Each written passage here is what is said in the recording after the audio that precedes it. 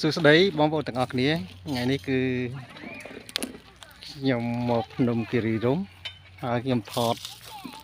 ដើមឈើឲ្យបងប្អូនមើលតើបងប្អូនធ្លាប់ស្គាល់ដើមឈើប្រភេទនេះដែរឬទេនេះ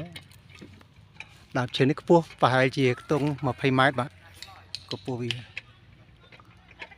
ខ្ពស់ខ្លាំង